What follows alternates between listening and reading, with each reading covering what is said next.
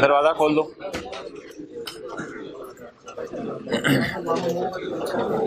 कल वाला सवाल निकालें जो कल हम कर रहे थे।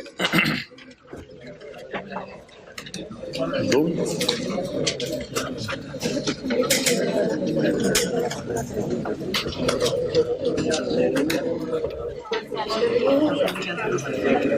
अच्छा जी, जो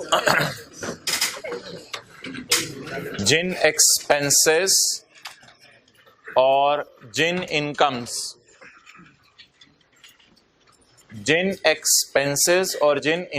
में अकाउंटिंग और टैक्स वालों में इख्तलाफ आए, जिन एक्सपेंसेस और जिन इनकम्स में अकाउंटिंग और टैक्स वालों में इख्तलाफ आए, उन एक्सपेंसेस और उन इनकम्स को जो अकाउंटिंग वाले रिकॉर्ड कर चुके हैं रिवर्स किया करेंगे, और उन एक्सपेंसेस और उन इनकम्स का जो टैक्स वाले चाह रहे हैं वो रिकॉर्ड किया करेंगे। अकाउंटिंग वालों की चीजें रिवर्स किया करेंगे, टैक्स वालों की चीजें रिकॉर्ड किया करेंगे। ओके, अकाउंटिंग वालों ने कितनी डेप्रीसिएशन प्रॉफिट तक पहुंचते हुए माइनस कर ली थी? हमने इसको रिवर्स कैसे करना है? ऐड करके। इसकी जगह क्या लेस करेंगे? लेस क्यों करेंगे? एक्सपेंसेस को रिकॉर्ड किस साइन के साथ किया जाता है? नेगेटिव साइन के साथ। तो अकाउंटिंग वालों की डेप्रीसिएशन ऐड करके टैक्स वालों की डेप्रीसिएशन लेस कर दी। क्लियर? नंबर 1।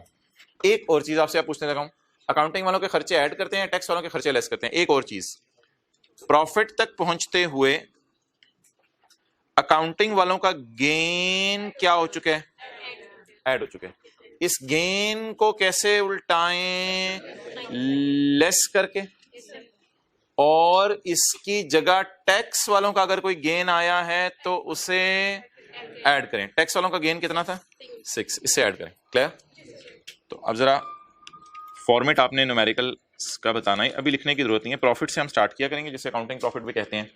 इस तक पहुंचते हुए अकाउंटिंग वालों की डेप्रिसिएशन क्या हो चुकी होगी?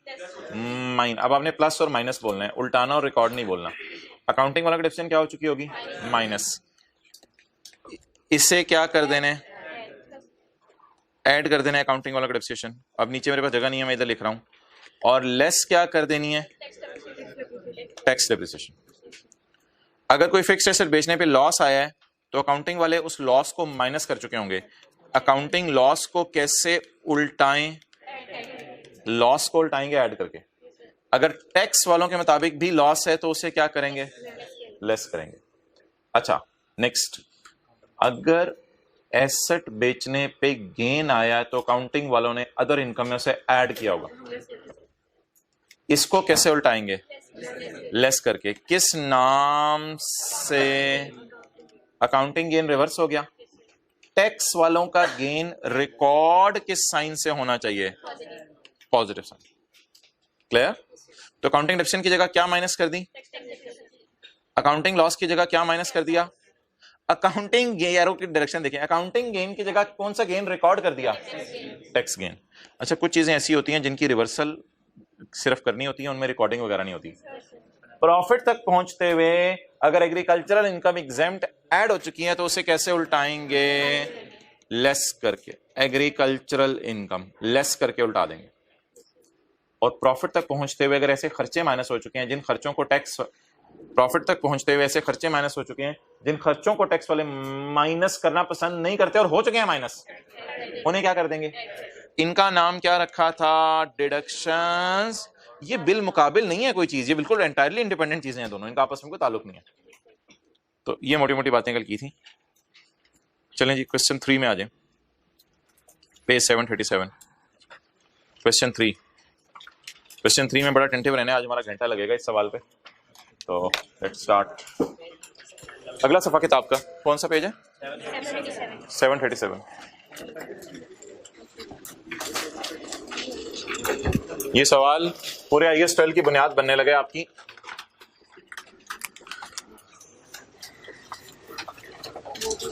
जी मोहतरम, एक एसेट है, पर टाइम पे आ गया हो।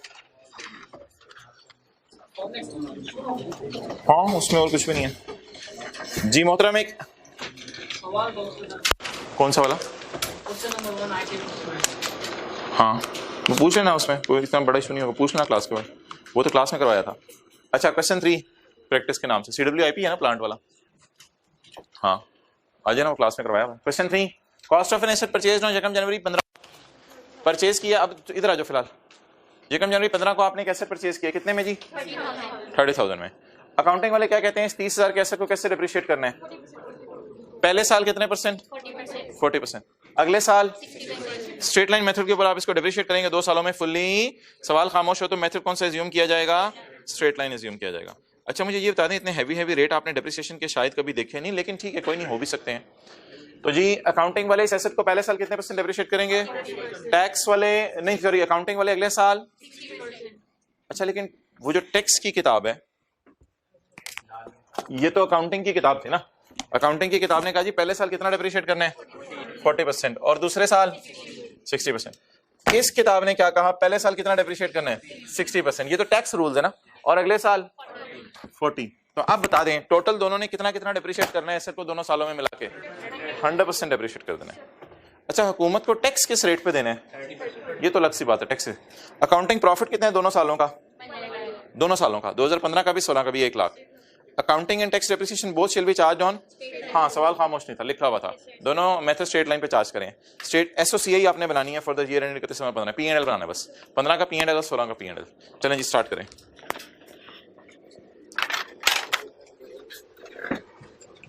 दूसरे सफे से शुरू करते हैं, रजिस्टर के वर्किंग्स।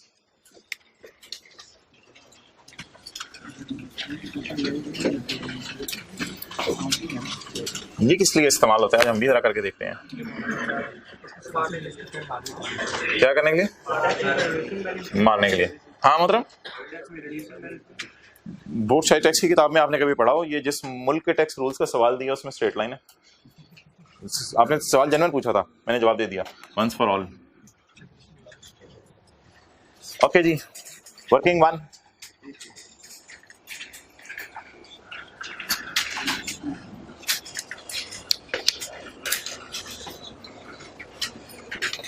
पकड़ लो यार। वर्किंग 1, पीपी का अकाउंट बनाते हैं जी, प्रॉपर्टी प्लांट एंड इक्विपमेंट का, बुक वैल्यू पे, यानी कॉस्ट और अकोमोडेशन का अलग अलग नहीं बना रहे, बुक वैल्यू पे।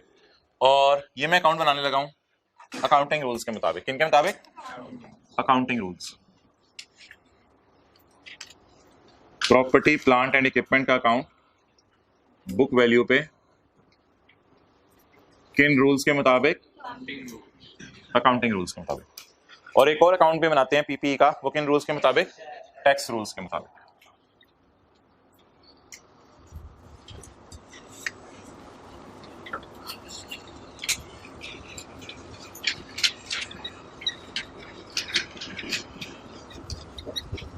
टैक्स रूल्स के मुताबिक। चलें जी, लेट्स स्टार्ट। एसेट परचेज कितने का किया है? 30,000 का। किस दिन?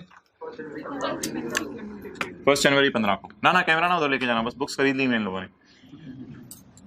1 जनवरी 15 को। कैश कितना? 30,000 रुपए का एसेट खरीदा। पहले साल बड़े टाइम पे पहुंचे। पहले साल बताएं अकाउंटिंग वाले कितना डिप्रिशिएट करेंगे? 40%। तो 30,000 का 40%, इस साल को कौन ही ना मारे 3 4 बार 12, ठीक है चलें। 30,000 तरफ 40%, 12,000 आ गया। 12,000 आ गया, 3 का टेबल नहीं आता। अच्छा जी, 31 दिसंबर 15 बोले जी डिप्रिसिएशन, बोले 12,000।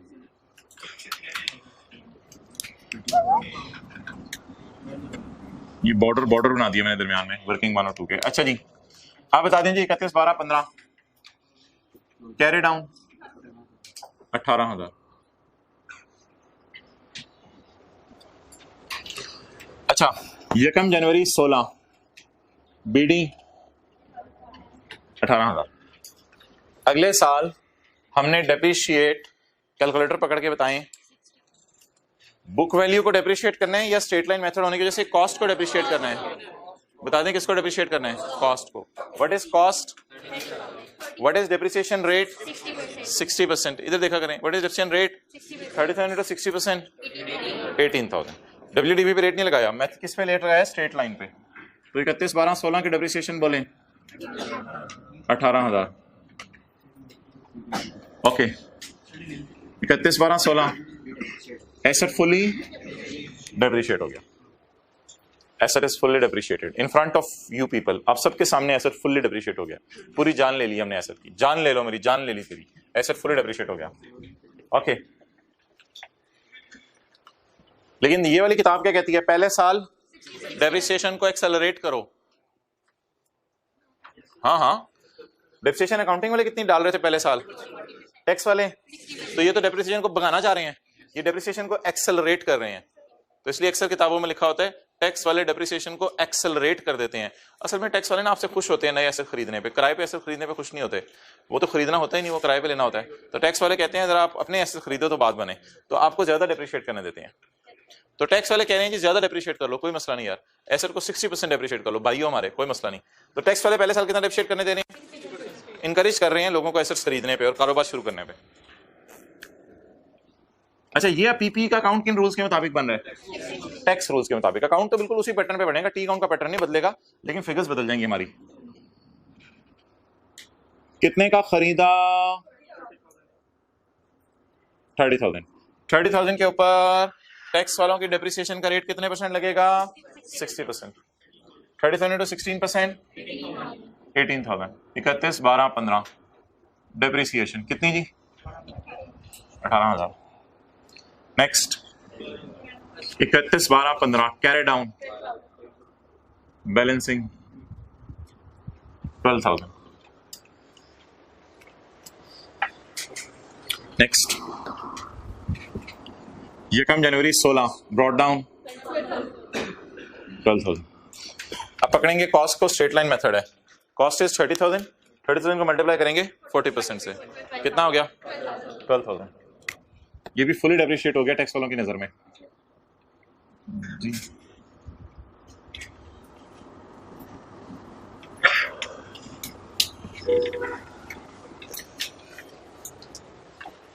ओके,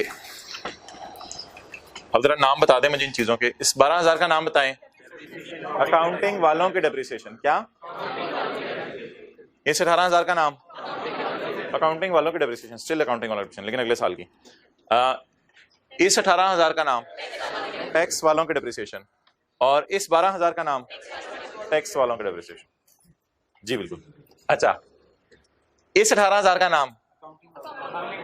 अकाउंटिंग वालों की WDV। किनकी? इस 12,000 का नाम? टैक्स वालों की WDV। इस 18,000 का नाम? अकाउंटिंग वालों की बीवी। और इस 12,000 का नाम?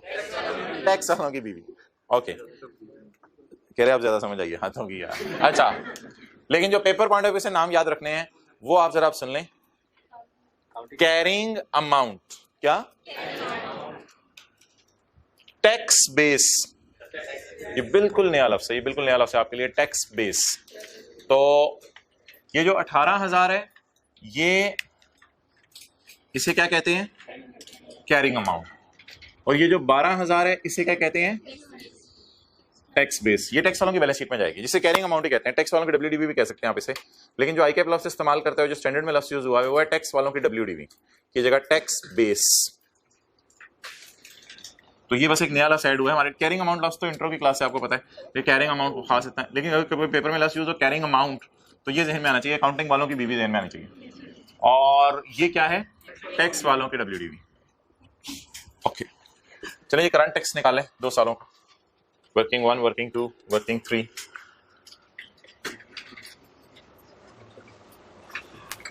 इधर P&L में बना दूंगा।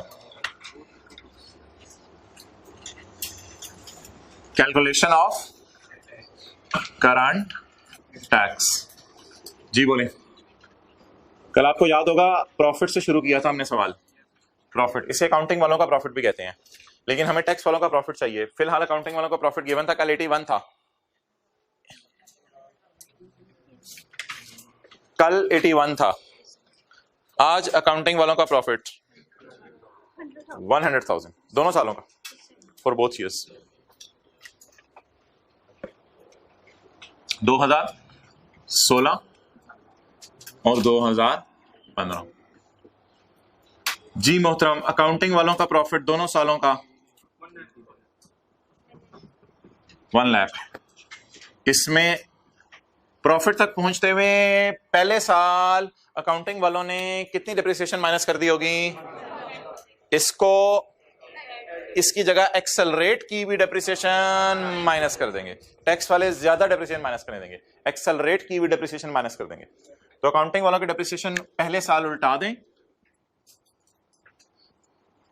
अकाउंटिंग डिप्रिसिएशन ऐड कर दें, और बिल मुकाबिल टैक्स वालों की डिप्रिसिएशन लेस कर दें। जी 2015 की अकाउंटिंग वालों की डिप्रिसिएशन, ये प्रॉफिट तक पहुंचते हुए अगर सेल से चलें, आज तो सेल से नहीं चलाया उसने, कल तो सेल से चलाया था, कल तो सेल से चलाया था, आपको ही कह रहा था, आप तो सेल से चलाया था, तो अकाउंटिंग वालों की डिप्रिसिएशन कल वाज़ेह नजर आ रही थी, लेकिन आज अकाउंटिंग वालों की डिप्रिसिएशन नजर नहीं आ रही। लेकिन ऑब्वियसली अकाउंटिंग वालों के प्रॉफिट तक पहुंचते हुए अगर मैं सेल से चलूं तो ये डिप्रिसिएशन क्या हो चुकी होगी? माइनस हो चुकी होगी। तो सेल से चलते हुए अकाउंटिंग वालों की डिप्रिसिएशन बोलें क्या हो चुकी होगी? प्रॉफिट, और यहां पे हम लिख लेते हैं अपने समझने के लिए सेल। तो सेल से चलते हुए अकाउंटिंग वाला का डिप्रिसिएशन, ये नजर आ रहा है कैमरे में सेल लिखा हुआ? अब आ रहे हैं? ओके। सेल से चलते हुए प्रॉफिट तक पहुंचते हुए दरमियान में अकाउंटिंग वाला का डिप्रिसिएशन माइनस हो चुकी होगी। इस अकाउंटिंग डिप्रिसिएशन को क्या कर दें? इसकी जगह क्या लेस कर दें? जी बोले कितनी अकाउंटिंग वाला डिप्रिसिएशन? 12,000। और टैक्स वाला डिप्रिसिएशन?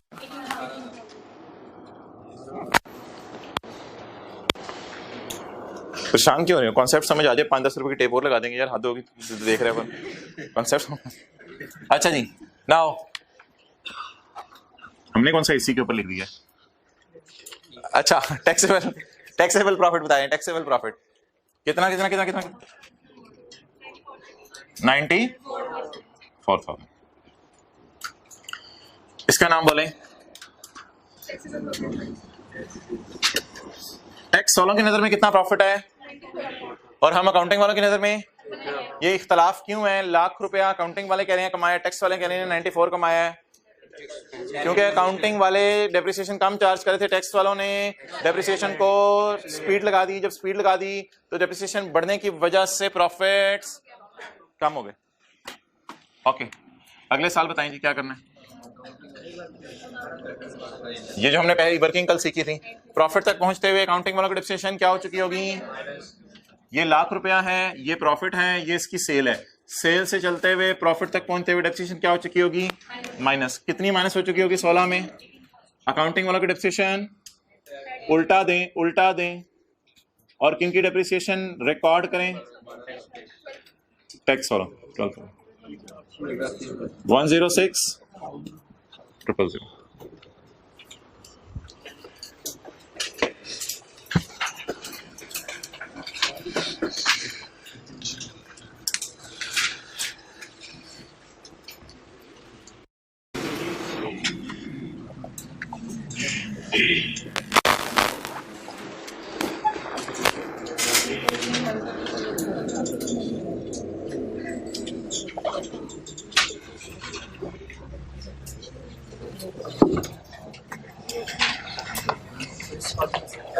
जी हाँ जी, okay clear.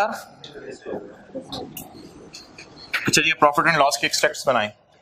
Profit and loss के एक्सट्रैक्ट्स,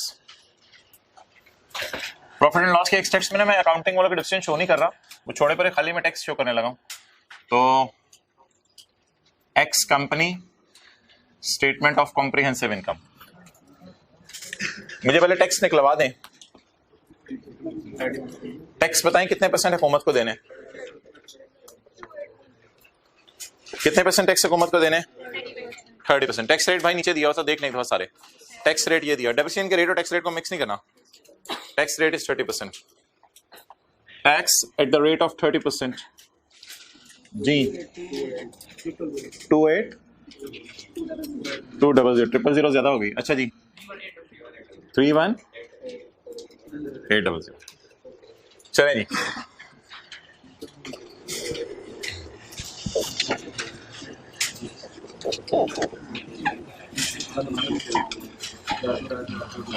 भाई सेल वगैरह से चलते चलते यहां पे होता है प्रॉफिट बिफोर टैक्स।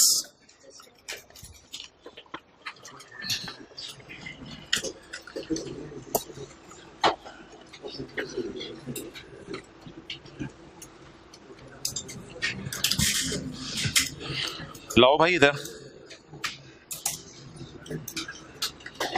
मोहतरम ये होता है ना प्रॉफिट एंड लॉस का फॉर्मेट। प्रॉफिट एंड लॉस का फॉर्मेट सेल, उसमें से माइनस क्या होती है तो क्या आ जाता है? ये वही आपको पैकेजेस की फाइनेंशियल स्टेटमेंट दिखा रहा हूं। Admin expenses, selling expenses, marketing expenses जिन्हें कहते हैं। असल में ना एडमिन और मार्केटिंग को ऑपरेटिंग का नाम दे दिया जाता है अक्सर किताबों में। इंपेयरमेंट लॉस वगैरह छोड़ें, other expenses, other income, finance cost, interest वगैरह, बाकी चीजें छोड़ें, पता नहीं क्या क्या, ये हमारे सिलेबस की भी नहीं है। हाँ ये यार जरा देखें ये क्या चीज है, प्रॉफिट बिफोर और उसके बाद टैक्स का कोई नोट बना हुआ है 43। ये नोट हमने सीखने IAS 12 में बनाते हैं। ये टैक्स का नोट कोई बना होगा 43। तो profit before tax minus tax is equal to profit after tax. अच्छा मोहतरम इसको प्रॉफिट फॉर द ईयर भी कहते हैं, प्रॉफिट आफ्टर टैक्स भी कहते हैं। अच्छा मोहतरम मैंने अभी आपके सामने जो प्रॉफिट एंड लॉस बनाया है वो कैसा बनाया है? मैंने आपके सामने लिखा है सेल और फिर मैंने डैश डैश डैश डैश लगा दिया और फिर मैंने आपके सामने लिखा है प्रॉफिट बिफोर। ये वो अकाउंटिंग प्रॉफिट है जो अकाउंटिंग वालों ने अकाउंटिंग रूल्स बना के निकाला है, जो सवाल में गिवन हुआ करेगा। जो कल वाले सवाल में 81 था और कल वाले सवाल में शायद सेल से यहां तक चलते हुए कुछ खर्चे आपको माइनस होते हुए नजर भी आ रहे थे।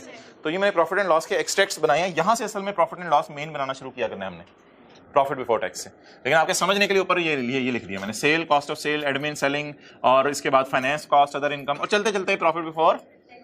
अब सवाल में बताएं प्रॉफिट बिफोर टैक्स कितना गिवन था, यहां से भी वैसे उठा सकते हैं। सवाल में बताएं प्रॉफिट बिफोर टैक्स कितना गिवन था? 1 लाख। डैश मैंने ऐसे ही ऊपर लगा दिया। अब क्या माइनस हुआ है? Tax expense. क्या माइनस हुआ है? Tax expense. इसमें जरा मुझे बता दें करंट टैक्स कितना है पहले साल का? जी मोहतरम 94 तो टैक्स वालों का प्रॉफिट है। ये तो टैक्स वालों के मुताबिक प्रॉफिट है। ये हम अपनी फाइनेंशियल स्टेटमेंट्स बना रहे हैं जो हमने प्रिंट करानी है। हमने अपना प्रॉफिट लाख रुपया ही शो करना है, याद रखिएगा। हमने अपना प्रॉफिट लाख रुपया ही शो करना है। ये जो अकाउंटिंग स्टैंडर्ड्स वाली किताब है ना, इसके मुताबिक कितना प्रॉफिट आया हुआ है, तो हम अपने यूजर्स को कितना प्रॉफिट शो करेंगे? हमने कितना कमाया, लाख या 94? टैक्स 94 पे देंगे, ये मसला है, मैं मान रहा हूं। कमाया हमने कितना वैसे? इस किताब के मुताबिक कितना कमाया? लाख। इस किताब के मुताबिक कितना कमाया? 94। जब एंड पे फाइनेंशियल स्टेटमेंट्स भेजेंगे तो क्या लिखेंगे? IFRS को फॉलो किया या टैक्स लॉज को फॉलो किया है? IFRS को फॉलो किया है। तो अकाउंटिंग वालों का प्रॉफिट यहां शो किया करना है। ये 94 क्यों था? ये 94 कुछ भी नहीं था। इस 94 के निकालने का मकसद सिर्फ ये था कि टैक्स निकला है बस, और 94 का कोई काम नहीं है। 94 एक डमी सी चीज है, निकालने का मकसद ये है कि हमारा टैक्स निकला है। बट टैक्स निकल आया। इस टैक्स की अब आप एंट्री बताएं क्या होगी? बिजली का बिल, बिजली इस्तेमाल करें लेकिन पे ना करें तो क्या एंट्री होती है? Expense debit payable credit. तो सिमिलरली जिन हजरात ने टैक्स पढ़ा हुआ उनको तो वैसे भी पता है कि हमारे साल के आखिरी दिन टैक्स पे नहीं करते, बल्कि साल खत्म होने के 3 महीने बाद टैक्स पे करते हैं। जिन्होंने टैक्स पढ़ा हुआ उनको तो वाजे पता है। तो इसलिए टैक्स पे करने की हम एंट्री नहीं किया करेंगे पेपर में, सिर्फ टैक्स का पेएबल बुक किया करेंगे। तो टैक्स का पेएबल बुक करवाएं जी 28,200 का। 2-3 लाइनें छोड़ के ना यहां पे मैं एंट्री कराऊं, 2-3 लाइनें छोड़ के यहां पे एंट्री कराऊं। 31/12/15 को मुझे बता दें मैं जनरल एंट्री क्या करूं 28,200 की। टैक्स एक्सपेंस डेबिट, बोले बोले बोले, करंट टैक्स एक्सपेंस डेबिट और current tax payable credit. Current tax expense debit, current tax payable credit कितने से? 28,200 से। अच्छा इसके नीचे ना एक और एंट्री आएगी 31/12/15 को, नहीं पेमेंट की नहीं, 31 12 15 कोई उसकी मैं जगह छोड़ रहा हूँ। इसके बाद में 31 12 16 वाली एंट्री करने लगा हूँ। अच्छा, पेमेंट की एंट्री हम नहीं करते पेपर में, ऐसे ही। अच्छा, मुझे बताएं कि 28,200 की एंट्री में यहाँ नेगेटिव साइन के साथ करूं, पॉजिटिव साइन के साथ करूं, जरा सोच के बताएं। खर्चा डेबिट, खर्चा डेबिट, साइन आपने मुझे बताना है। एंट्री होती थी ना सैलरीज डेबिट कैश क्रेडिट, तो सैलरीज P&L में नेगेटिव साइन के साथ आती थी। Admin expense debit cash credit, तो एडमिन नेगेटिव साइन के साथ आता था। ये देखें, अगर मैं कहूं मैं एंट्री करूं admin expense debit cash credit, तो एडमिन नेगेटिव साइन के साथ आता है। Marketing expense debit cash credit, तो marketing negative sign. Cash debit other income credit, तो अदर इनकम पॉजिटिव साइन के साथ आती है। तो प्रॉफिट एंड लॉस में कुछ चीजें नेगेटिव साइन के साथ आती हैं, कुछ चीजें। तो टैक्स एक्सपेंस सोच के बताएं किस साइन के साथ आने, नेगेटिव साइन के साथ। और वजह क्या, खर्चा डेबिट, डेबिट साइड पे आ रहा है खर्चा डेबिट, तो बता दें करंट टैक्स एक्सपेंस 28,200। क्लियर? अच्छा जी, आगे चलें। इधर भी एक एंट्री होनी है, वो भी मैं छोड़ रहा हूं। 31 12 16 को कितना मेरा खर्चा बना 31, जो मैंने FBR के खजाने में जमा करवा के आने 31,800। जी बोलें। करंट टैक्स एक्सपेंस डेबिट, खर्चा डेबिट, हाँ पिछला पे हो जाएगा। पेमेंट की एंट्री मैंने कहा ना किया करें पेपर में, कोई जरूरत नहीं। करंट टैक्स पेएबल क्रेडिट कितने से जी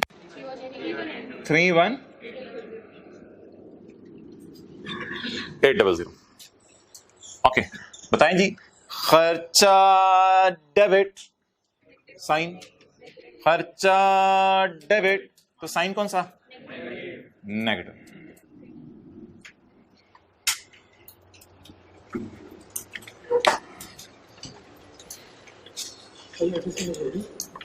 ये एंट्रीज हाँ जब मांगेगा तब करनी जरूरी है, फिलहाल आज के सवाल में शायद नहीं मांगी। डेप्रिसिएशन हाँ शो करनी है, तो यहाँ डेप्रिसिएशन अकाउंटिंग वाला डिफरेंस शो करनी है, यहाँ कर दो शो P&L में, कोई जरूरी नहीं है बस।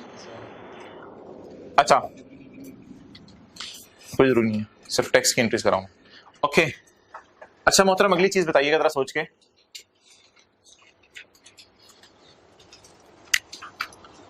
आपने बहुत सी मिस के नाम से आगे चीजें देखी होंगी, miss understanding, miss presentation, miss एक और मिस स्टेटमेंट,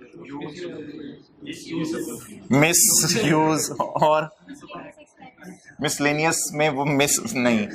अच्छा, मिस परसेप्शन, आज एक और मिसमैच, बोले मिसमैच, क्या नाम है मिस का, मिसमैच, मैचेस चल रहे हैं आजकल वैसे, मिसमैच। अब आप जरा फील करें, यहां आपको मिस मैचिंग सी नहीं लग रही P&L में? 1 लाख पे टैक्स बनता है 30,000, 30% रेट है। 1 लाख पे टैक्स कितना बनता है 30,000, कुछ नहीं तो खैर है, इसी किस्मत में था ये डालो पर। अच्छा, 1 लाख पे टैक्स कितना बनता है 30,000, और फिर 1 लाख पे कितने टैक्स बनता है 30,000। अब ये मिस मैचिंग बता दें क्या है, मैच नहीं कर रहा क्या, खर्चा कुछ और है प्रॉफिट्स कुछ और है। अब डॉक्टर साहब ने इस कंपनी के शेयर खरीदे हुए हैं, और डॉक्टर साहब परेशान बैठे हैं, और डॉक्टर साहब परेशानी में कह रहे हैं मोहतरमा जोजा ये देखो ये क्या कंपनी है जिसमें हमने इन्वेस्टमेंट कर दी है, कभी लाख कमा के 28,200 टैक्स देती है, कभी लाख कमा के 31,800 टैक्स देती है, और मैंने सुना टैक्स रेट दुनिया में इस वक्त पाकिस्तान में बदल नहीं रहे, टैक्स रेट सेम है। तो ये क्या क्या गेम हो रही है हमारे साथ, क्या गेम हो रही है? तो मोहतरमा ने फरमाया Sartaj let me apply IAS 12 first मुझे जरा IAS 12 लगाने दो, फिर मैं तुम्हारे सवाल का जवाब देती हूँ। तो ये मिस मैचिंग, इतनी बहस शुरू हो गई थी लोगों में इस मिस मैचिंग के अकाउंटेंट्स में कि ये स्टैंडर्ड IAS 16 से भी पहले बनाना पड़ा। IAS 16 तो बहुत बाद में जाके आया था, प्रॉपर्टी प्लांट एंड इक्विपमेंट, उससे पहले ये स्टैंडर्ड बनाना पड़ा IAS 12, क्योंकि लोगों ने अकाउंटेंट्स पे एतराज करना शुरू कर दिया था। और लोग आ जाते थे, कहते थे क्या तुम लोगों ने अकाउंटिंग अपनी शुरू की हुई है, कहते हो कमाया लाख और टैक्स कभी 28,200 निकाला होता है, कभी कितना निकाला होता है 31,800। इसलिए एक स्टैंडर्ड आया जिसका नाम रखा गया इनकम टैक्स। और अब इस मिस मैचिंग को रिमूव करने के लिए हम एक नया लाइन आइटम यहां डालेंगे, जिसके बाद टैक्स देखिएगा 30 पे आ जाएगा। तो उस कॉन्सेप्ट को इंट्रोड्यूस किया गया। जिन्होंने कैफ 6 पढ़ा हुआ है, वहां कैफ 6 में सिर्फ इतनी सी चीज सिलेबस में है, इससे ज्यादा की सिलेबस में नहीं है। बस टैक्स आपने निकाल दिया, FBR को जमा करा दिया। कैफ 6 में ये नहीं है कैफ 2 हो गया हुआ, बल्कि आप तो डाउनग्रेड हो गया। अच्छा, कैफ 2 में ये चीज नहीं है, टैक्स के सब्जेक्ट में ये चीज नहीं है कि इन फिगर्स को फाइनेंशियल स्टेटमेंट में कहां लाना है, ये नहीं है। तो इन फिगर्स को फाइनेंशियल स्टेटमेंट्स में कहां लाना है ये नहीं पढ़ाया जाता टैक्स में। टैक्स में बस इतनी सी कैलकुलेशन करवाई जाती है और टैक्स निकाल दिया जाता है। ये टैक्स आप जाके एफबीआर को जमा कराते हैं 30 जून वाला, 30 सितंबर को जिन्होंने टैक्स पढ़ा हुआ है 3 महीने बाद जमा कराते हैं बस। तो टैक्स में ये कैलकुलेशन सिर्फ यहीं तक थी, जो वर्किंग 1 मैंने आपके सामने, वर्किंग 3 मैंने आपके सामने की है बस। लेकिन अकाउंटिंग में इनको हम फाइनेंशियल स्टेटमेंट्स के फेस पे लाके पोस्ट भी करना हमारे सिलेबस में, और इस मिसमैचिंग को रिमूव करना भी हमारे सिलेबस में है। अब इस मिसमैचिंग को हमें रिमूव करना पड़ेगा। उसके लिए एक जरा आपने बात गौर से सुननी है। कितना कमाया है? 1 लाख। किस पे टैक्स दे दिया? 94 पे। टैक्स वाले इतने अच्छे नहीं है कि लाख कमाए हम और कहें यार 94 पे टैक्स दे दो और छुट्टी। कभी ना कभी टैक्स वाले जरूर बाकी 6000 पे भी टैक्स मांगेंगे। यार ये पकड़, मार कर, ये पकड़, बात सुनिए तो दोबारा। कमाया कितना? 1 लाख। टैक्स किस पे दिया? इतने अच्छे नहीं है टैक्स वाले कि हमें 6000 पे टैक्स माफ कर दें।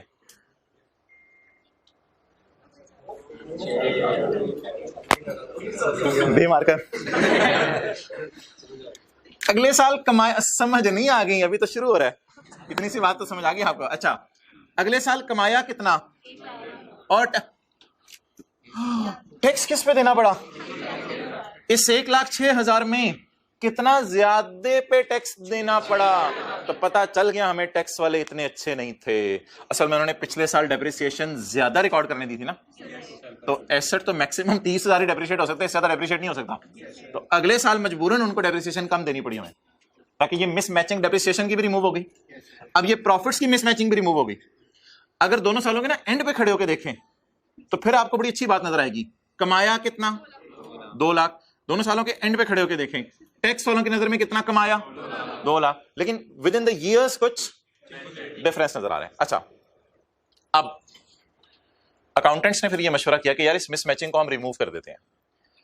एक एंट्री क्रिएट करेंगे हम, जिस एंट्री का नाम है एक अकाउंटिंग मैयर। अकाउंटिंग वालों की एक मैयरमेंट करने लगे हम। वो कॉन्सेप्ट आपने जो है वो शुरू वाली क्लासों में पढ़ लिया होता है इंट्रो के। क्या?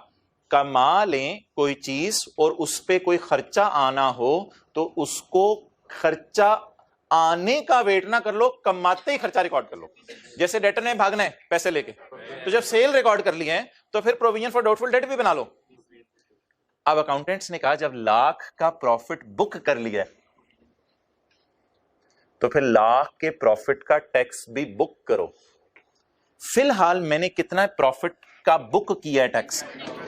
कितने प्रॉफिट का टैक्स बुक नहीं किया?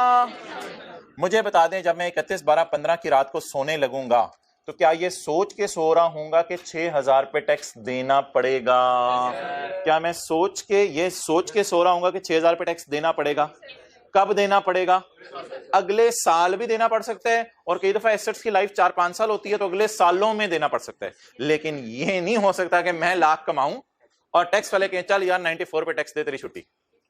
अब बता दें कमाया कितना, टैक्स किस पे दिया, कितने पे टैक्स फिर कभी दे देंगे? 6000 पे, और वो देना पड़ेगा। और आपकी आंखों के सामने लकीली नजर भी आ रहा है देना। 6000 पे 30% 1800। कैलकुलेटर की जरूरत नहीं है। 6000 पे 6 3 बार 18 होता था ना बचपन में, बड़े होके भी वही रहेगा। 6000 पे 30%, इसमें 30,000 तो वो लाख पे टैक्स ले रहे हैं और बाकी 6000 पे। अच्छा, तो सिमिलरली एक और बात से भी किया जा सकता है। अगर टीचर ने 100 क्वेश्चन होमवर्क में दिए हैं और बच्चा 94 करके सो जाए, तो जब अगले दिन 100 मिलेंगे तो 100 भी करने पड़ेंगे और पिछले वाले 6 भी करने पड़ेंगे। आज प्रैक्टिस का लीज का आखिरी सवाल होमवर्क में मिलने, साथ कल का टेस्ट का क्वेश्चन 2 भी करना पड़ेगा, क्योंकि वो तो किया नहीं था ना कल होमवर्क में। कर लिया आपने? नहीं कहा था डेफर करके करेंगे? नहीं। अच्छा, इसने कमाया कितना, टैक्स किस पे किया, कितने पे फिर कभी पे कर देगा? मुझे बता दें आज इस पे टैक्स रिकॉर्ड करके सोना चाहिए। द रीजन इज कि कमा लिया लाख, बुक किया टैक्स 94 पे, कितने पे टैक्स बुक करना रह गया? 6000 पे। लेकिन ये एफबीआर को नहीं देने चले जाना, एफबीआर को तो वो बाय डिफॉल्ट अगले साल चला जाना है, उसकी टेंशन ना लें आप, फिलहाल एफबीआर को देने नहीं चले जाना। तो एक अकाउंटिंग मैयर रिकॉर्ड करनी है, अकाउंटिंग एक एंट्री करनी है जिससे ये मिसमैचिंग रिमूव हो जाए। उसके लिए हमने जगह छोड़ी हुई है, ये जगह छोड़ी हुई है, इस जगह के ऊपर आके हम एक एंट्री करने लगे हैं। मुझे बताएं टैक्स बुक करना है या रिवर्स करना है, ये जरा सोच लें, टैक्स बुक करना है या रिवर्स करना है। 31/12/15 की रात को मैं खड़ा हूं, कमाया कितना 1 लाख, फिलहाल किस पे टैक्स दे दिया, कितने पे मैंने टैक्स बुक करना भूल गया हूं, वो टैक्स रूल्स की वजह से ऐसा है, मैं क्या करूं, कितने पे रिकॉर्ड नहीं किया 6000 पे, कभी ना कभी तो इस पे भी पे करना पड़ेगा। तो 6000 पे टैक्स बुक करें, 6000 इंटू 6000 पर बुक करना है टैक्स, 6000 टैक्स नहीं है, 6000 तो प्रॉफिट्स हैं। तो कितने प्रॉफिट्स पे टैक्स नहीं मैंने रिकॉर्ड किया, वो किस वजह से नहीं किया, एफबीआर के रूल्स ऐसे थे, मैं कर नहीं सका, लेकिन मैं अपनी अकाउंटिंग बुक सारा सही करने की कोशिश करता हूं। इस टैक्स को जैसे आप होमवर्क नहीं कहते, कई दफा साथ वाले को नहीं मार के यार कल पे डेफर कर देते हैं, तो इस 6000 के टैक्स को कल पे डेफर कर दें, अगले दिनों पे डेफर कर दें, डेफर कर दें, अभी इसको इंशाल्लाह इसको दे देंगे, परेशान नहीं होना, लेकिन खर्चा अभी बुक कर लें ताकि मिसमैचिंग खत्म हो। खर्चा बुक करने की entry, defer tax expense debit, defer tax expense debit, और डेफर टैक्स पेएबल क्रेडिट, ये एफबीआर को नहीं देना, डेफर करके टैक्स पेएबल जी। 630% बताएं जी, 1800। एक चीज बताना भाई, बताना, खर्चा डेबिट साइन बता दो, खर्चा डेबिट साइन बता दो इधर, नेगेटिव, डेफर टैक्स। आज के बाद हम tax expenses 2 components, current tax and defer tax. 1800। अब जरा थोड़ा सा होल्ड पे लगा के इनका अगर सब टोटल हम करें, सब टोटल करें, अब शोहर ने कहा बेगन छा गई है तुम जबरदस्त। ये तो उसने क्या कहा था बेगन, लेट मी अप्लाई IAS 12, तो no she has applied IAS 12। तो अब लाख में से माइनस करें 30,000, जिस तरह मिसाल आपको पसंद हो उस तरह कर लिया करें। हो सकता है बेगम लेडी डॉक्टर हो, उसने शेयर खरीदे हो, उसने सरताज से पूछा हो ये लाख रुपए पे 28,200 टैक्स, तो शोर ने कहा late me apply IAS 12, vice versa. चलें नोट कर लें,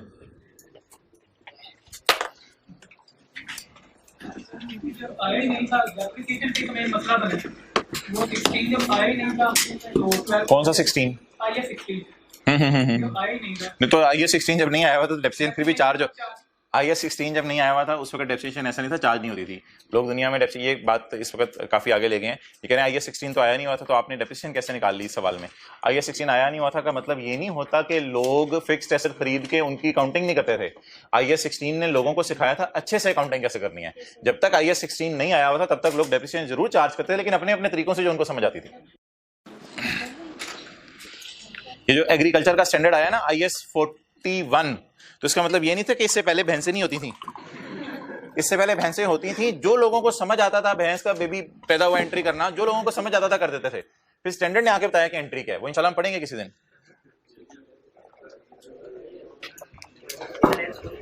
ओके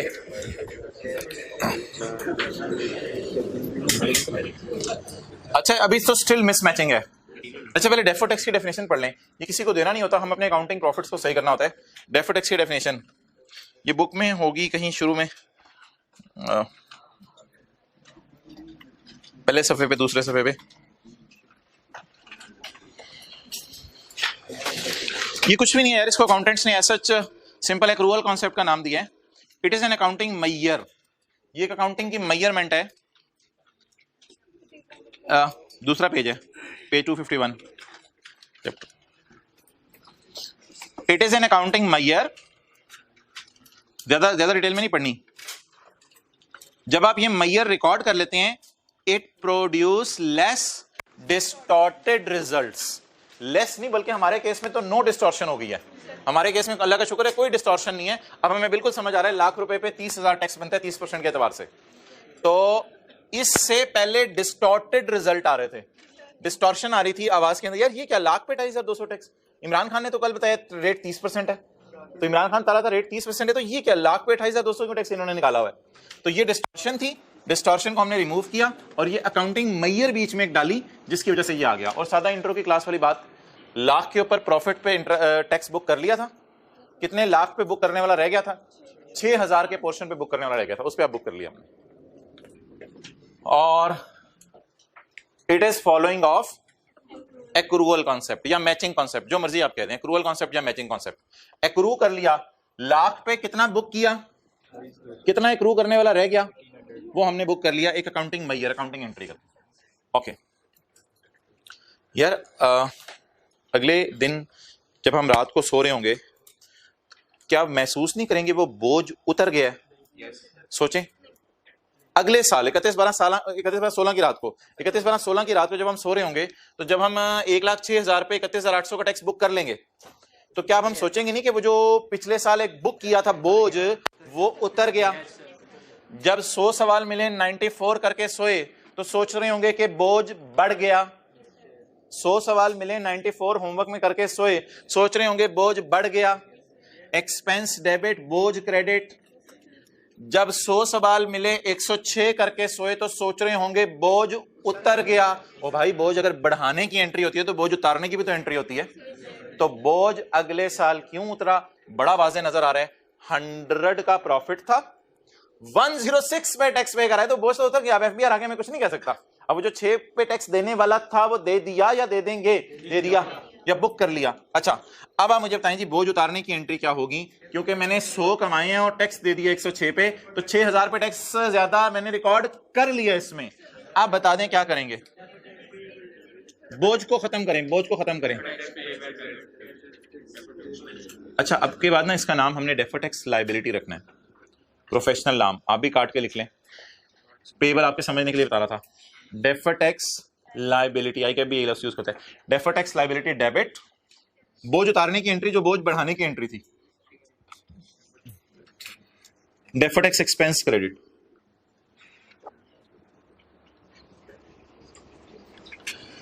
हाँ यार, किसी ने कहा है कि ये ना कैश को कम कर दें।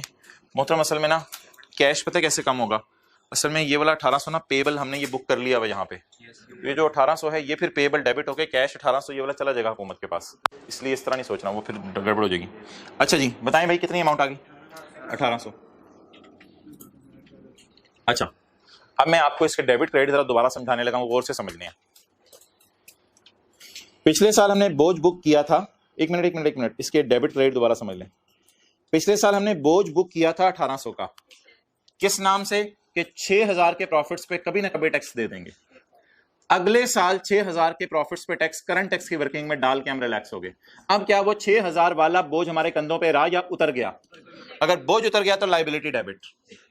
लेकिन मोहतरम, एक काम देखें, इधर खर्चा आपने 1800 पे बुक किया है ज्यादा, वो खर्चा ऑलरेडी बुक हो चुका था। एफबीआर को तो यही देना ना, इसलिए ये एंट्री मैं नहीं छेड़ सकता। इधर आपने खर्चा 1800 से ज्यादा बुक कर लिया है, वो यही तो 1800 पिछले साल बुक कर बैठे थे। ये तो एफबीआर को देना ना जाके। लेकिन क्या यही वाला 1800 इधर नहीं बुक कर बैठे थे, वो इधर दोबारा बुक कर लिया। जब इस 31,800 में 1800 वो पिछले साल वाला दोबारा बुक कर लिया, तो इस डेबिट को, इस खर्चे डेबिट को खत्म करने के लिए कोई खर्चा क्रेडिट में फेंकना पड़ेगा, तो ये वाला 1800 खत्म होगा।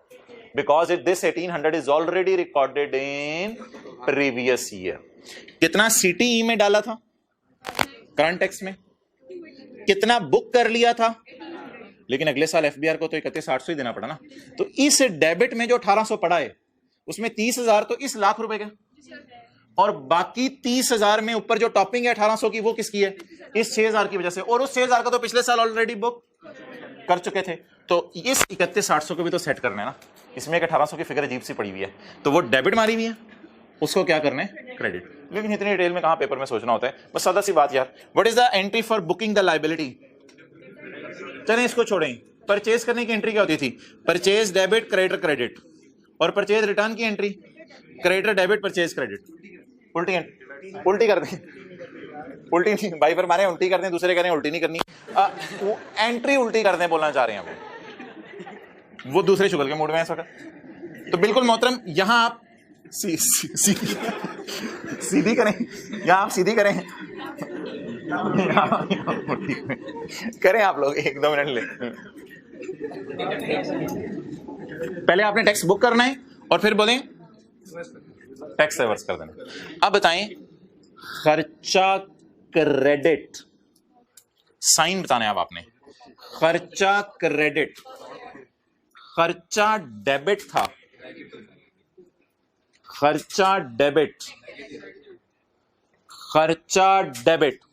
एफबीआर को 1800 ज्यादा देने, लेकिन ये 1800 तो पहले बुक कर लिया है ना, तो ये 1800 आप उल्टा दें खर्चों में से जी, पॉजिटिव साइन के साथ आएगा। रीजन इज के इंट्रो की क्लास वाले बच्चे को अगर आप कहें ना एक्सपेंस क्रेडिट, कहेगा वो पागल, salaries debit, rent debit, repair debit, stationery debit, expense credit क्या मतलब? उसको बड़े होके पढ़ेंगे, खुशी भी होती है कभी कभी। एक्सपेंस डेबिट तो आमतौर पे होते हैं ना यार, लेकिन कभी कभी जिंदगी में एक्सपेंस क्रेडिट भी हो जाते हैं, लेकिन अगर एक्सपेंस क्रेडिट हो रहे हैं तो वो तो फिर खुशी होगी, पॉजिटिव साइन के साथ रिकॉर्ड होगा। ओए होए होए होए, अखीर हो गई, मैचिंग हो गई या मिस मैचिंग हो गई? मिस ने मैचिंग रिमूव करा दी, बीवी ने उसकी, मिस ने मिस मैचिंग रिमूव करा दी। तो नाउ IAS 12 अप्लाई हुआ, लेस डिस्टॉर्टेड रिजल्ट आ रहे हैं, रिजल्ट्स में जो डिस्टॉर्शन थी वो खत्म हो गई। अच्छा, आपको ये तो नहीं लग रहा अकाउंटेंट्स ने लोगों को पागल बनाया है? ये तो नहीं लग रहा अकाउंटेंट्स ने लोगों को पागल बनाया? ओ यार जबरदस्त, 30,000 चल नहीं, अकाउंटेंट्स ने लोगों को पागल नहीं बनाया। माने ना माने 31/12/15 की रात को एक कंधों पे बोझ होता है। क्या बोझ होता है? ये बोझ कोई ऐसे नहीं है हवाई बोझ मैंने क्रिएट किया हो। अगर मैं लाख कमा लूं और इमरान खान कहे चल जिगर 94 पे टैक्स दे दे कोई बंदा लाख कमा ले, इमरान के चल 94 पे टैक्स दे दे, तो हम भी कहेंगे भाई मुझे पता है तुम्हारा इतना जो है वो सका नहीं है, तो तू कभी ना कभी करेगा। और लकीली हमारे सामने हो भी गया हमारे साथ। अच्छा,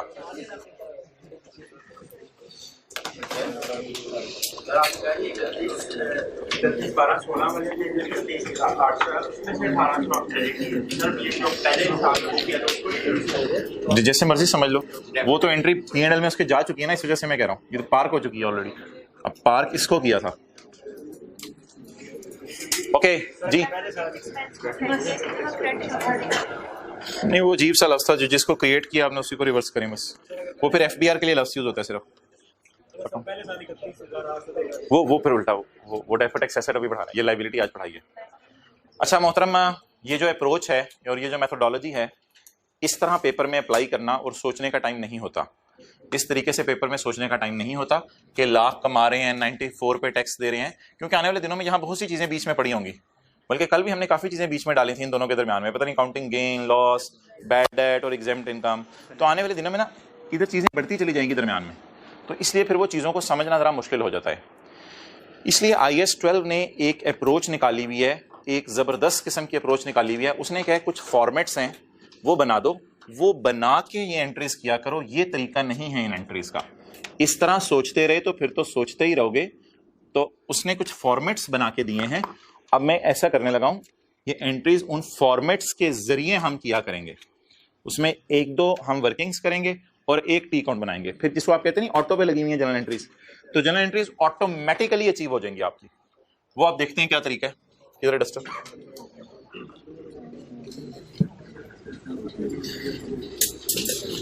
मोहतरम आप P&L की चीजों से नहीं खेलेंगे।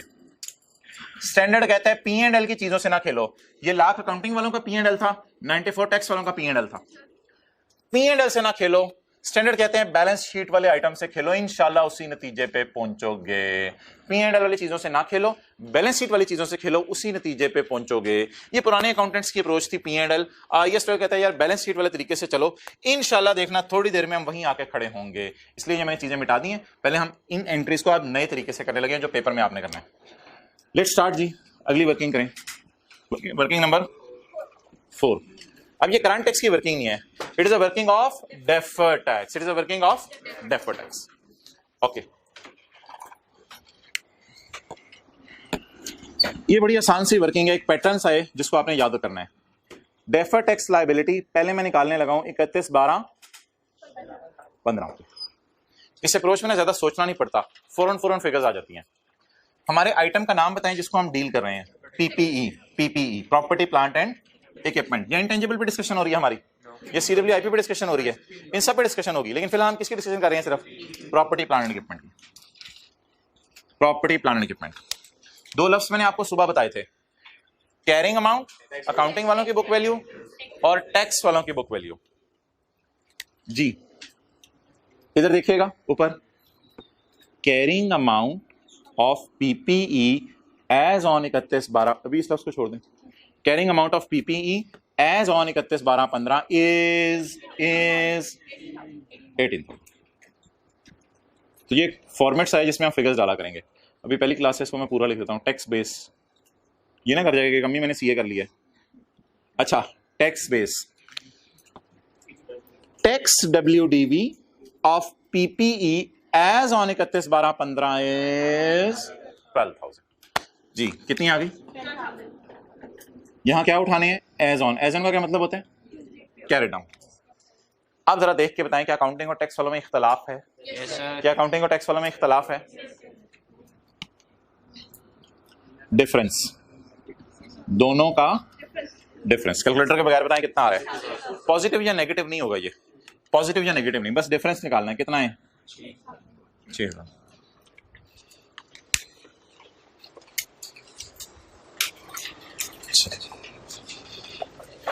अब मोहतरम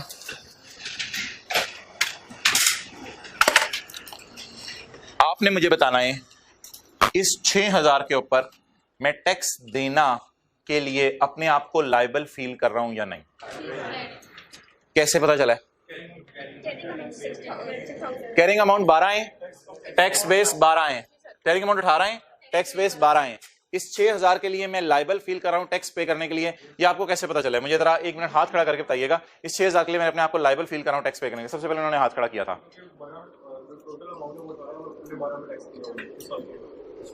18 और 12 पे हमने कोई टैक्स नहीं दिया, ये फिक्स्ड एसेट्स की WDVs हैं। और कोई एक्सप्लेन करे? ठीक है, थोड़ा सोच लो। और कोई एक्सप्लेन?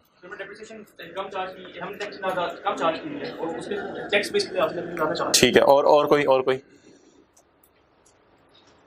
अच्छा, इसको ना सोचने का एक बड़ा आसान सा तरीका है, लेकिन उसके लिए कम से कम 1 से 2 मिनट की टेंशन आपकी चाहिए होगी जरूर, कि इस पे मैं टैक्स देने के लिए अपने आप को लायबल क्यों फील कर रहा हूं। मैंने कितना डेप्रिशिएट, मैंने कितनी WDV शो की हुई है 31/12/15 को? ये 18,000 अगले साल मैं डेप्रिशिएट करूंगा। मैं अकाउंटेंट अगले साल इसे डेप्रिशिएट करूंगा। नहीं यकीन आ रहा तो ये देख लें, अगले साल इंशाल्लाह मैं ये 18,000 डेप्रिशिएट करूंगा। ये वाला 18 अगले साल या अगले सालों में समझ लें। अगर एसर की लाइफ ज्यादा है, मेरे तो एसर की लाइफ ही 2 साल थी, पता नहीं 60-40 करके फारिग कर दिया मैंने। इसको इस एंगल से देखना है, इसका फ्यूचर देखना है। जैसे वालिदैन आपको सामने रख के ना आपका फ्यूचर देख रहे होते हैं, आपका पास्ट नहीं देख रहे होते। और कभी बात भी अब छोड़ें बस अब तो आप लोग पता है किस एंगल से सोच रहे थे? आप इसका पास्ट देख रहे थे, 30,000 का खरीदा, कितना डेप्रिशिएट हो गया, नहीं, मैं कह रहा हूं फ्यूचर की बातें करें यार, फ्यूचर की बातें करें। इसका फ्यूचर देखें जरा, फ्यूचर 31/12/15 में जो हो गया वो हो गया, छोड़ यार। फ्यूचर में इसके साथ क्या करना है मुझे बता दें। 18,000 को अकाउंटिंग वालों ने, फ्यूचर में अकाउंटिंग वाले 18,000 को डेप्रिशिएट करेंगे ताकि फुली डेप्रिशिएट होते तो 0 पे आ जाए। फ्यूचर अकाउंटिंग डेप्रिसिएशन बताएं। एक्सेलेंट, 18,000। Future tax depreciation 12,000। अब फ्यूचर में जब अकाउंटिंग वाले 18 डेप्रिशिएट करेंगे और फ्यूचर में टैक्स वाले 12 डेप्रिशिएट करेंगे, तो जब फ्यूचर में करंट टैक्स निकलेगा, फ्यूचर में 2016 में, फ्यूचर की बातें कर रहा हूं, जब फ्यूचर में करंट टैक्स निकलेगा तो अकाउंटिंग वालों की डेप्रिसिएशन ज्यादा होगी, 18,000 होगी। और टैक्स वालों की डेप्रिसिएशन, गहरी बात नहीं है, सादा सादा है, टैक्स वालों की डेप्रिसिएशन कम होगी। तो जब अकाउंटिंग वालों की डेप्रिसिएशन ज्यादा होगी और टैक्स वालों की डेप्रिसिएशन कम होगी, तो अकाउंटिंग डेप्रिसिएशन ज्यादा होने की वजह से ऐड वाली फिगर ज्यादा होगी। यहां 2 फिगर्स होती है ना, कुछ ऐड वाली, कुछ सॉरी, ऐड वाली फिगर ज्यादा होगी। जब ऐड वाली फिगर ज्यादा होगी तो टैक्सेबल प्रॉफिट ज्यादा होंगे। ये वाले प्रॉफिट्स, टैक्सेबल प्रॉफिट ज्यादा होंगे। जब टैक्सेबल प्रॉफिट ज्यादा होंगे तो टैक्स ज्यादा देना पड़ेगा। जब टैक्स ज्यादा देना पड़ेगा तो उसके लिए आज अपने आप को क्या फील करें? लायबल फील करें। तो अब आप हजरात ने ये बात जरा दोबारा सुननी है, लेकिन बड़ी गौर से सुननी है। वेयर आई एम, अच्छा ये सारी कहानी ना लकीली, वैसे मैंने आपको जुबानी सुनाई है, ये नजर आ रही है, ये 2016 में नजर आ रही है। फ्यूचर तो नजर आ रहा है हमें, वालिदैन को नहीं नजर आ रहा होता बच्चे का फ्यूचर लेकिन ये फ्यूचर तो हमें नजर आ रहा है। इधर फ्यूचर में देख लें क्या हुआ है, हमें ज्यादा टैक्स देना पड़ा है, हमें ज्यादा टैक्स देना पड़ा है। इसके लिए हम क्या फील कर रहे थे? लाइव। लेकिन पेपर में ये पिक्चर अगर ना भी हो तो कोई मसला नहीं, क्योंकि पेपर में 2 सालों का सवाल तो नहीं आए, हो सकता है 1 साल का सवाल आए, ठीक है। और इस लॉजिक के बाद ना एक रट्टा भी लगवा देना, जब ये ज्यादा हुआ करेगी वो छोड़ें, ग्रेटर लोअर के साइन से कोई ना कोई रट्टा भी लगा लेंगे, लेकिन फिलहाल रट्टा छोड़ें, फिलहाल रट्टा छोड़ें, क्योंकि मैंने आपको बताया था ये बड़े सेट पैटर्न है। इंशाल्लाह कोई लॉजिक शॉजिक और ये इतनी सोच का पेपर में टाइम नहीं होता, तो ग्रेटर ग्रेटर लेस का साइन लगा के हम हमेशा बस लिख दिया करेंगे, क्या करना है, कभी ग्रेटर हुआ करेगा कभी लेस हुआ करेगा। लेकिन फिलहाल जरा लॉजिक समझ लें। मुझे बता दें अकाउंटिंग वालों ने 31, 12, 15 तक कितना डेप्रिशिएट कर दिया? This is not my question, my question is something else. Accounting वाले फ्यूचर में कितना डेप्रिशिएट करेंगे? 18। और टैक्स वाले फ्यूचर में, और आपको पता है फॉर्मेट में कल से सीख रहे हैं, अकाउंटिंग वाला डिफरेंस ऐड होती है, टैक्स वाला डिफरेंस। अब फ्यूचर में 18 जितने भी साल है, फिलहाल एक साल ही समझने चले, फ्यूचर में 18 ऐड हो रहा होगा और 12, तो ऐड होने वाली फिगर ज्यादा होगी, तो नीचे जो टोटल है वो भी ज्यादा हो जाएगा। जब वो टोटल ज्यादा होगा तो टैक्स भी, जब टैक्स ज्यादा देना पड़ेगा तो आज उसके लिए क्या फील करें? लायबल फील करें। क्या मैं कह सकता हूं this 6000 is taxable in future? This 6000 is taxable in future, it is taxable difference, it is. इसकी वजह से फ्यूचर में हमें क्या देना पड़ेगा? टैक्स देना पड़ेगा। लेकिन रट्टा आपको ये कल लगवाऊंगा, आज नहीं लगवाना रट्टा, कि जब ये ग्रेटर आया करेगा तो यहां आपने टैक्सेबल लिख दिया करना है। फिलहाल लॉजिक की बात करें। अच्छा, this 6000 is taxable in future. अब मोहतरम टैक्स रेट लगाना है एट द रेट ऑफ 30। तो 4 कॉलम हुआ करेंगे। नंबर 1 अकाउंटिंग वालों की WDV, नंबर 2 टैक्स वालों की WDV, नंबर 3 डिफरेंस, और number 4 tax rate. Tax rate 6000 मैंने टैक्स नहीं देना, 6000 पे टैक्स देना है। कितना आ गया? 1800। 1800 को कहते हैं लायबल फील करेंगे हम। 1800 को कहते हैं, बोले deferred tax liability, deferred tax liability. और इसको कहते हैं टैक्सेबल टेम्परेरी डिफरेंस। इसको क्या कहते हैं? Taxable temporary difference. और इसको क्या कहते हैं?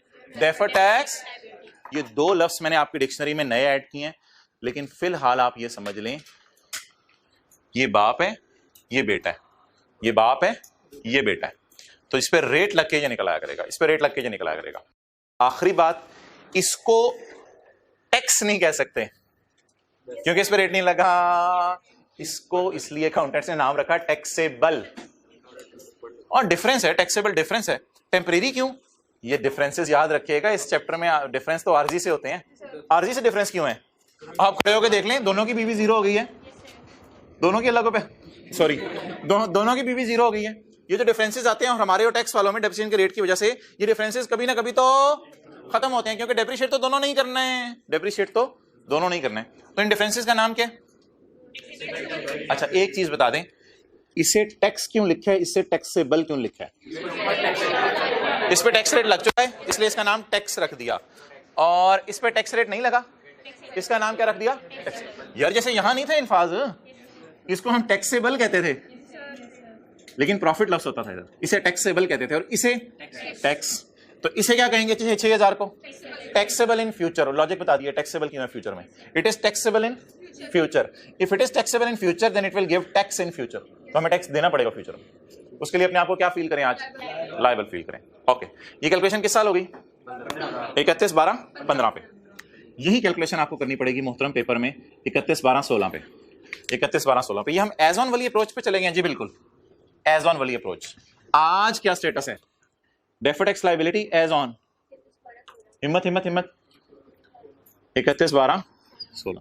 अब अल्लाह का शुक्र है पैटर्न आ गया आपके सामने, उस फिगर्स उठा के लिखनी है। तो सवाल ये स्टार्ट करना पेपर में बड़ा, सबसे मैं कहता हूँ आसान सवालों में होता है, क्योंकि इसमें एक फिक्स पैटर्न है चीजों का। लीज की तरह नहीं है, कभी ये हो जाएगा, कभी वो हो जाना है, कभी लेसी का सवाल आ गया, कभी लेसर का सवाल आ गया, कभी इसका आ गया। इसके फिक्स पैटर्न है चीजों के।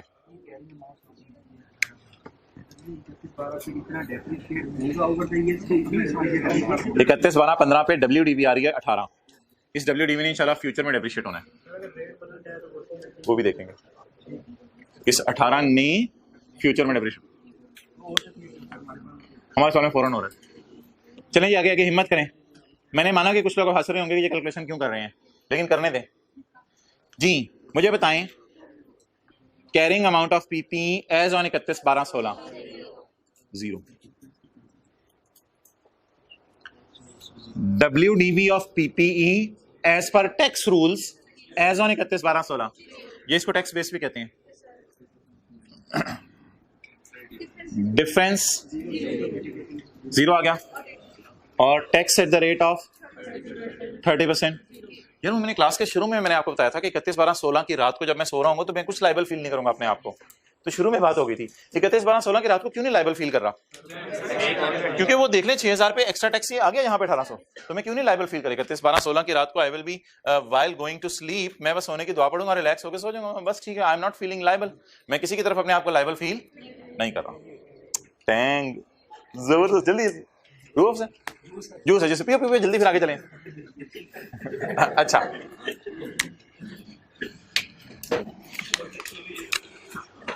अच्छा जी, आप एक टी काउंट बना लें,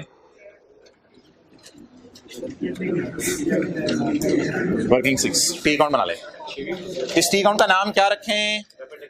डेफर्ड टैक्स लायबिलिटी अकाउंट। अच्छा ये मुझे बताएं, जे जो मैंने वर्किंग्स की हैं दो, क्या ये कैरी डाउन्स दे रही हैं या फॉर द ईयर्स दे रही हैं? मुझे तो लग रहा है मैं उठा भी कैरी डाउन ही रहा हूं, दोनों के उठा भी कैरी डाउन रहा हूं और ऊपर भी एज ऑन लिखे, तो ये भी क्या दे रही हैं? Carry down. अब जरा 1 मिनट देखते रहिएगा, लायबिलिटीज फील करें, एसेट्स के कैरी डाउन नजर आते हैं, कैश का, लैंड का, बिल्डिंग का, एसेट्स के कैरी डाउन नजर आते हैं, और इधर क्रेडिटर का, लोन का, बैंक ओवरड्राफ्ट का, इधर कैरी डाउन आते हैं। आप बता दें जी 31/12/15 का डेफर्ड टैक्स लायबिलिटी का कैरी डाउन बैलेंस 1800 कितना जी? क्या डेट डालूं? कैरी डाउन कितना? 1800। वर्किंग 4 से आया। अच्छा ये कैरी डाउन हो गया। अब आप मुझे बताएं 31/12/16 का कैरी डाउन वर्किंग 5 से, ये देख ही नहीं रहे, हद होगी, ऐसे आंखें फाड़ फाड़ के देखा करें चीजें। 31/12/16 का कैरी डाउन काफी लंबी डिस्कशन शुरू में हुई थी कि पहले साल तो हम कुछ लाइबल अपने आप को फील कर रहे होंगे, अगले साल लाइबल फील नहीं कर रहे होंगे। अच्छा मोहतरम, टी काउंट्स तब तक पूरे नहीं हो सकते जब तक कि आप ब्रॉड डाउन्स ना लिख लें। अच्छा मुझे ये बताएं कि 31/12/14 की रात तो ये एसेट खरीदा भी नहीं था। हाँ 31/12/14 का कैरी डाउन ब्रॉड डाउन बनता है ना यकम जनवरी 15 का, तो 31/12/14 की रात तो ये एसेट खरीदा भी नहीं होगा। तो सोच के बता दें, यकम जनवरी 15 की कैलकुलेशन मैंने की तो नहीं, लेकिन मुझे बता दें ब्रॉड डाउन क्या होगा? 0, क्योंकि मैंने 31/12/14 को तो एसेट खरीदा भी नहीं हुआ था। 31/12/14 के कैरी डाउन बनते हैं यकम जनवरी 15 के ब्रॉड डाउन। ओके, इस कैरी डाउन को भी क्या बना दें? तो पहले हमने कैरी डाउन लिखा करने हैं, फिर हमने ब्रॉड डाउन। ये कैरी डाउन तो ब्रॉड डाउन बनाए बड़े फखर से, यकम जनवरी, हाँ यकम जनवरी 16 की सुबह भी मैं अपने आप को लाइबल फील कराऊंगा, क्योंकि 31/12/16 की रात को लाइबिलिटी उतरेगी, तो यकम जनवरी 16 की रात को भी परेशानी होगा अभी मैं। यकम जनवरी 16 बीडी कितना? 1800। ये आप लोगों ने कभी जिंदगी में ऐसा अकाउंट बनाया जिसमें कैरी डाउन्स ब्रॉड डाउन्स लिख के फिर फिगर्स बैलेंसिंग निकालनी हो? ना कैश अकाउंट ऐसा होता था, ना डेटर अकाउंट होता था, ना सेल अकाउंट होता था, ना बिल्डिंग अकाउंट होता था। ऐसी तो आदत ही नहीं पड़ी हुई हमें कि अकाउंट्स में कैरी डाउन्स पहले लिखें बाद में बैलेंसिंग फिगर्स आए। सिर्फ पूरी एक इंट्रो में ऐसा अकाउंट बनता है जो टीचर्स को समझाने में भी बच्चों को मसला आता है, वो बनता है प्रोविजन फॉर डाउटफुल डेट का। वो जो प्रोविजन फॉर डाउटफुल डेट का अकाउंट बनता है ना, वो निहायत ही शहजादा किस्म का अकाउंट है। वो अकाउंट कैसे बनता है? तो सबर कर जरा, वो अकाउंट कैसे बनता है? डेटर का कैरी डाउन पकड़ते हैं 100, कहते हैं 10% तो इंशाल्लाह भाग जाएंगे दिल में, अच्छा 10% तो भाग ही जाएंगे, और पिछले साल अंदाजा लगाया था कि 8 भागेंगे, तो अब हम खर्चा बना लेते हैं 2 का, 2 और भागेंगे, 2 और भागेंगे, ठीक है, खर्चा बना लेते हैं 2 का। पहले से क्या अंदाजा लगाया था कितने भागेंगे? 8। कैरी डाउन पे रेट लगा के दोबारा अंदाजा लगाते हैं और खर्चा बैलेंसिंग आ जाता है। तो ये भी उसी बरादरी से ताल्लुक रखता है अकाउंट जिसमें कैरी डाउन्स पहले निकलते हैं। ये है ही बरादरी डिफरेंट, मैं कोई बरादरी का नाम नहीं ले रहा, कोई बैठा हुआ इधर माइंड कर जाएगा, ये आप नाम ले सकते हैं लेना हो तो, लेकिन तो ये है ही डिफरेंट बरादरी का, शेख बरादरी, ये कोई बैठा हुआ इधर तो फिर, तो ये है ही डिफरेंट बरादरी का। इनके क्या निकलते हैं? पहले कैरी डाउन, इसके बाद अब खर्चा निकलेगा। खर्चा मैं ब्लू मार्कर से निकालने लगा हूं क्योंकि खर्चे की फिर मैंने जर्नल एंट्री करनी है। खर्चा बता दें किस साइड पे आ रहा है? वेरी मतलब लाइबिलिटी का अगर क्लोजिंग बैलेंस है तो लाइबिलिटी बुक करेंगे तो आएगा ना, इस साइड पे आ रहा है। बोलें बैलेंसिंग, बैलेंसिंग 1800 और 0 का difference 1800। Deferred tax expense, deferred tax expense. अच्छा किस साइड पे आ रहा है? कितना? 1800। इतनी मेहनत के बाद वो 2 एंट्रीज निकल आई जो हमने सुबह सुबह की थी। वो 2 एंट्रीज जरा बताएं क्या थी? खर्चा डेबिट, खर्चा डेबिट और लायबिलिटी क्रेडिट। ये पहली एंट्री हमारी निकली है। दूसरी एंट्री सोचें क्या निकली है? लायबिलिटी डेबिट, खर्चा क्रेडिट। तो ये कैसी अप्रोच है न्यूटन ने बनाई कि जिससे आपको ये 2 वर्किंग जरा हिम्मत करके ज्यादा करनी पड़ेंगी। ये 2 वर्किंग ज्यादा करनी पड़ेंगी। ये टी काउंट में फिगर्स डालेंगे। जब आप टी काउंट में फिगर्स डालेंगे तो वो एंट्रीज जो मेहनत करके सोच के निकली थी वो एंट्रीज बगैर मेहनत के आपके निकल आएंगे। अच्छा अब आखिरी बात बता दें, ये यार इन उठा आज हद होगी यार, बहुत देर से तुझे सोच रहे हैं शायद खुद ही बात आ जाएगा। अच्छा तो पहले बताएंगे खर्चा बुक करेंगे, खर्चा डेबिट लायबिलिटी, लेकिन अगले साल वो खर्चा बुक किया हुआ उल्टाना पड़ेगा, लायबिलिटी डेबिट। अब आपसे कोई क्लास के बाहर निकल के पूछे व्हाट इज डेफर्ड टैक्स, आपने कहना it is an accounting measure so that the results are not distorted. ये एक अकाउंटिंग मेजर है, इससे मकसद सिर्फ ये है रिजल्ट्स डिस्टॉर्ट ना हो। हमने बुक कर लिया 1800, फिर कभी पे भी कर देंगे 1800। अच्छा जी जनरल एंट्रीज कराएं।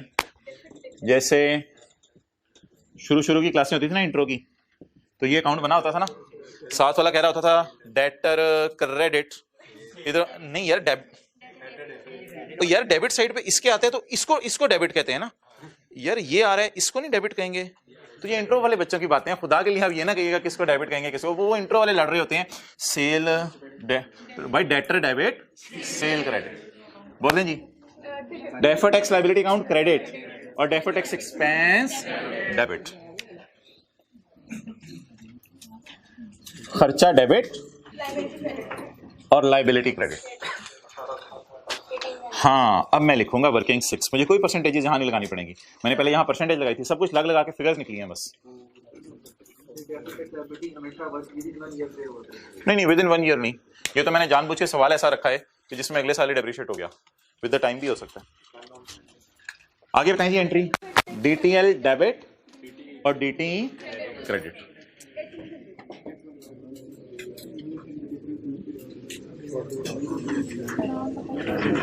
अच्छा 1 मिनट, अब जरा आपने पोस्टिंग करवा देनी है मुझे।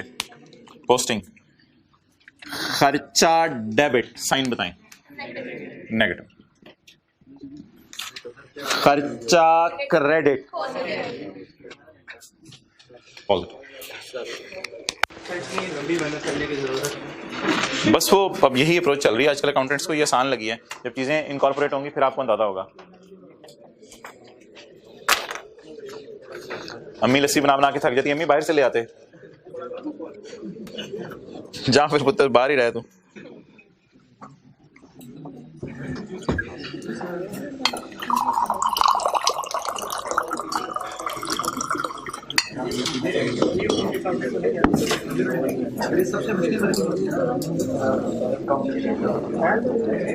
केयरिंग अमाउंट टैक्स बेस तो पहले सिंपल फिगर्स होती हैं, मुश्किल क्यों कहना है।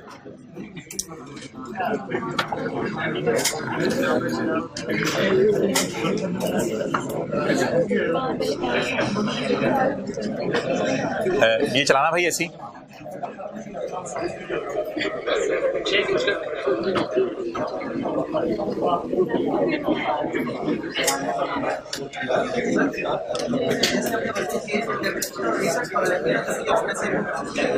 आएंगे थोड़े दिन आगे चलने दो।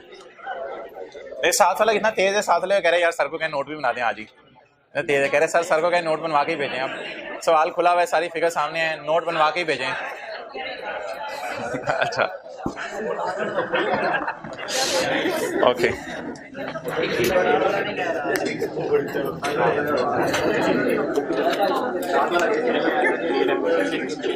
अच्छा जी खामोश हो जाएं, इसमें जरा अटेंटिव रहिएगा। वर्किंग्स देखें कितनी आसान वर्किंग्स हैं। 1-2 मिनट मुझे दे दें बस, ये भाई को अटेंटिव करें। अच्छा, तो मोहतरम वर्किंग बड़ी आसान है। ये वर्किंग 1 और 2 तो सुबह सुबह ही कर ली थी भाई, आपने अटेंटिव रहना जो थोड़ा थोड़ा सो रहे थे। ये कैरिंग अमाउंट आ गई पहले साल की, और ये टैक्स बेस आ गई पहले साल की। कैरिंग अमाउंट आ गई पहले साल की, टैक्स बेस आ गई पहले साल की। थोड़ा सा ऐसे एक्सेलेटर पे पाँव रखा था, यहां पे आपको सोचने को कहा था, इसके अलावा तो कहीं सोचने को कहा ही नहीं मैंने ये नहीं कहा कि दोनों का डिफरेंस सोचें ये 6000 क्या है। अब थोड़ा सा यहाँ पे एक हल्की सी चीज आपको बताई थी, थोड़ी सी वो सुननी है, सुन लें दोबारा। अकाउंटिंग नहीं हद होगी यार, अकाउंट जी सादा सी बात है यार, इससे सिंपल बात तो क्या हो सकती है। अकाउंटिंग वाला ने इंशाल्लाह आप कितना डिप्रिशिएट करेंगे, जो हो चुका वो हो चुका। घर में आपने वर्किंग 4 करते हुए बोलने अम्मी जो हो चुका वो हो चुका। अम्मी 18,000 के साथ क्या बनेगा? 18,000 फ्यूचर में अकाउंटिंग वाले डिप्रिशिएट करेंगे और टैक्स वाले फ्यूचर में। तो अकाउंटिंग वाले जब ज्यादा डिप्रिशिएट करेंगे तो अकाउंटिंग डिप्रिसिएशन ऐड होती है करंट टैक्स वर्किंग में। जब ऐड वाली चीजें ज्यादा हो जाएंगी तो ये प्रॉफिट्स ज्यादा हो जाएंगे, जब ये प्रॉफिट ज्यादा हो जाएंगे तो टैक्स ज्यादा देना पड़ेगा। प्रॉफिट बढ़ने से टैक्स बढ़ता है ना, प्रॉफिट बढ़ने से, सादा सी बात है। आखिरी दफा दोबारा सोच लें, फ्यूचर में अकाउंटिंग वाले कितना डिप्रिशिएट करेंगे और टैक्स वाले? इसका मतलब है ज्यादा डिप्रिसिएशन अकाउंटिंग वालों की होगी। जब ज्यादा डिप्रिसिएशन अकाउंटिंग वालों की होगी तो ऐड वाली फिगर अगर ज्यादा होगी तो टैक्सेबल प्रॉफिट, जब प्रॉफिट बढ़ते हैं लोगों के तो टैक्स बढ़ते हैं। लेकिन ये फ्यूचर की बातें हैं सारी, तो आज मैं अपने आप को फ्यूचर में ज्यादा टैक्स देने के लिए क्या फील करूं? तो क्या ये 6,000 पे टैक्स लगेगा फ्यूचर में? लकीली हमें यहां लगता हुआ नजर भी आ रहा है, लकीली हमने अगला साल खोल के रखा हुआ था इधर। This 6,000 is taxable in future. इस 6,000 पे रेट लगाएं तो कितना टैक्स फ्यूचर में देना पड़ेगा? इस 1800 को लाइबिलिटी का नाम दें, इस 1800 को लाइबिलिटी का नाम दें। BD 0 है, ये एंट्री क्या बनी बोलें? डेफर्ड टैक्स एक्सपेंस डेबिट और डेफर्ड टैक्स लाइबिलिटी। भाई एक एक चीज देखा कर, इस एंट्री बताएं क्या बनी? Deferred tax expense debit, deferred tax liability. अब जब खर्चा डेबिट हुआ तो खर्चा डेबिट होने की वजह से यहां कौन सा साइन? Negative sign. अगले साल का कैरी डाउन बताएं। 0। यही क्या बन गया? Brought down. अब एंट्री बोलें, लायबिलिटी डेबिट, एक्सपेंस कम हो रहा है, एक्सपेंस कम हो रहा है। एक्सपेंस कम होना किस साइन के साथ? तो deferred tax is an accounting measure जिससे रिजल्ट्स डिस्टॉर्ट होने से बच जाते हैं, जिससे रिजल्ट डिस्टॉर्ट होने से बच जाते हैं। मोहतरम नोट इसका कुछ भी नहीं है, बनवाने की जरूरत नहीं है, आसान सा है, आप खुद भी वैसे बता सकते हैं घर जाके। नोट में एक ये लाइन आएगी और 2 ये लाइनें आएंगी। P&L ही एक तरह का नोट है, P&L ही एक तरह का नोट है। फॉर्मेट्स आपको बना के दिखा देता हूं, लेकिन P&L ही नोट है। लेकिन फिलहाल ये क्या है? P&L है। अभी मैं क्या बनाने लगा हूं? Note to the financial statements.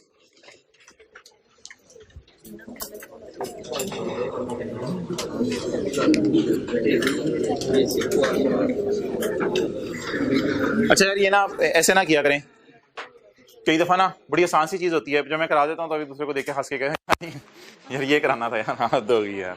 इस तरह नहीं करना आपने, ठीक है? होगा इसी तरह का वैसे, लेकिन इस तरह करना नहीं है। X company note to the for year ended बोलें 31, 12, 16, 15 दोनों का कर। अच्छा जी, नोट का नाम टैक्स एक्सपेंस, नोट का नाम may be note number 7 tax expense. अच्छा जी, टैक्स एक्सपेंस में सबसे पहले तो आप मुझे बताएं कि मेरे टैक्स के कितने कंपोनेंट्स हैं? 2, करंट टैक्स और डेफर्ड टैक्स। इधर आपने क्या करना है, चारों को गाड़ी में डालना है और ला के बस इधर डालना है, आंखें बंद करके, आंखों पे पट्टी बांध के चारों को उठाएं। यही ना टैक्स, करंट और डेफर्ड, और as it is, as it is, as it is जी। 16, 15। अच्छा वैसे जरा जबानी चले बता दें, उधर से लाने की जरूरत नहीं है। किसी को याद है जबानी खर्चा इस साल का कितना था? खर्चा एक्सेलेंट 28,200 था खर्चा इस साल का, उधर ना देखें। किसी को इस साल का खर्चा याद हो? 31,800। इस साल की मिस मैचिंग खत्म करें, खर्चा 1800। इस साल खुशी आई थी 1800 क्लियर। बट डब्बे में नहीं डालना, बट डब्बे से निकाल देना और इसका टोटल कर देना। नहीं नहीं नेगेटिव 30,000, नेगेटिव 30,000, नेगेटिव 30,000। इधर भी नेगेटिव लिखा हुआ है और इधर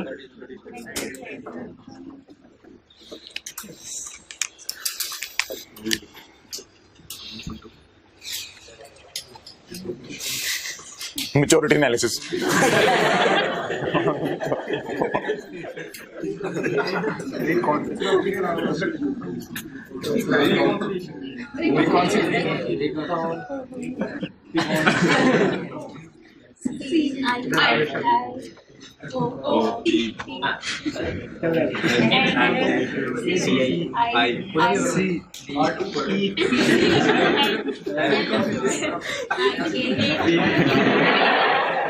गड़बड़ हो गई।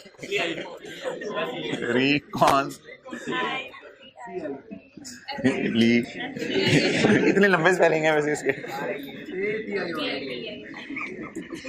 रिकॉन्सिलिएशन। जिगर रोने की आवाजें आ रही हैं, रोने की आवाजें आ रही हैं पीएनएल से, पीएनएल से रोने की आवाजें आ रही हैं यार। ये मुझे भी ले जाओ यार कहीं, इनको आज तो इनको डब्बे से भी बाहर निकाल दिया, इनको फिरने की इजाजत भी दे दी, मुझे भी ले जाओगे। आ जाओ आ जाओ। क्या ले गए थे? टैक्सेस।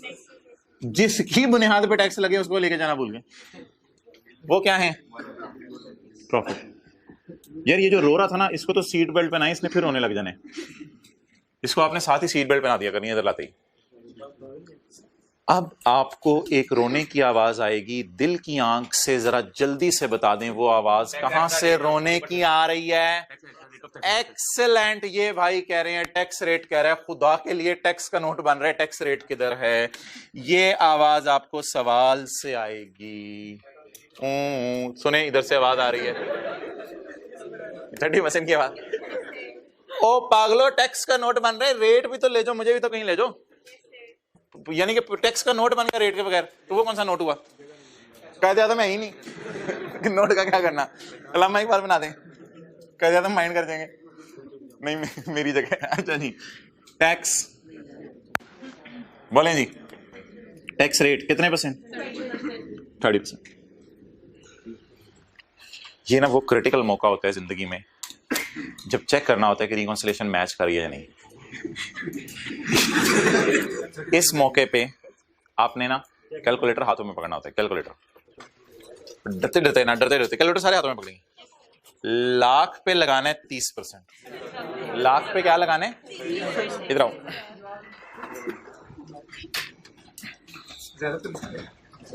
इधर खड़े हो जाए। इसको अच्छा, परसों 50 रुपए देके जूते पॉलिश कराए हैं। मैंने कहा 2-4 दिन निकल जाएंगे। यार क्या खड़े करो। ओके, कैलकुलेटर पकड़ें।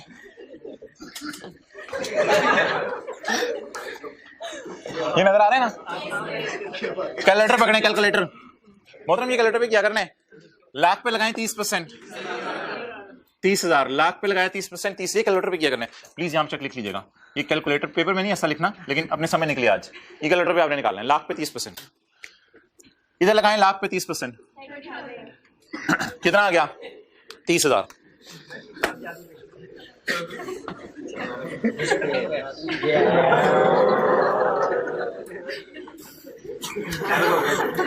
पेपर में नहीं होता इधर। जाहिर बात है यार, पेपर में अगर 25 नंबर का सवाल है तो एक को गलती होगी। ये 30,000 और ये 30,000 मैच कर गया। ये साइन के चक्कर में ना पड़िएगा। तो ये कैलकुलेटर पे ना आने वाले दिनों में शायद बराबर ना आया करे, तो माइंड ना कीजिएगा। कोई नहीं, टेस्ट में हो जाता है ऐसा। लेकिन फिलहाल ये कैलकुलेटर पे लगाया तो इसका मतलब वो जो डिस्टॉर्शन हो रही थी वो आपने रिमूव कर दी है और आपकी रिकॉन्सिलिएशन मैच कर दी है। रिकॉन्सिलिएशन का मकसद पता क्या होता है? वो जो डॉक्टर साहब ने शुरू में बात की थी ना, क्या लाख रुपया कमाया तो इमरान खान ने 30% अभी टीवी में आके कहा है, तो 30,000 की यूनिट टैक्स सारा। ये जो उन्होंने शुरू में यही सोचा था ना, कमा कितना रहे हैं, लाख, टैक्स रेट क्या अनाउंस किया अखबार में 30%, तो टैक्स कितना 30,000, तो लेकिन हम कितना शो कर रहे थे 28 और 31, लेकिन अकाउंटिंग मैयर बीच में डाली, डिस्टॉर्शन रिमूव हो गया और अब 30-30 आ गया। तो रिकॉन्सिलिएशन में आपने क्या किया करना है, रिकॉन्सिलिएशन इसकी होती है, ये दोनों फिगर्स ना आपकी मैच कर जाया करेंगे, इट इज रिकॉन्सिलिएशन। तो कुछ भी नहीं था, नोट तो कुछ भी नहीं है, सिंपल सी आपने वहीं से फिगर्स उठानी है जो P&L से उठाई है आपने।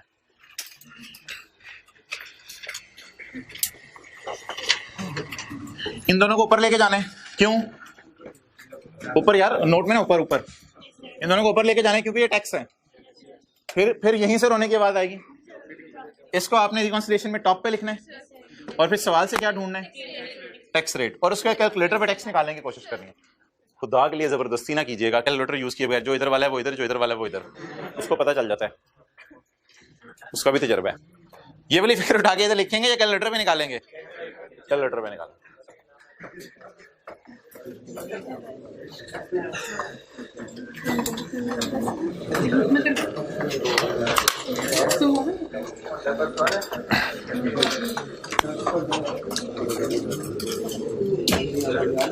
यार वो सरगो के बैलेंस शीट बनवा दें यार, ये ऐसे यार कुछ नहीं, ना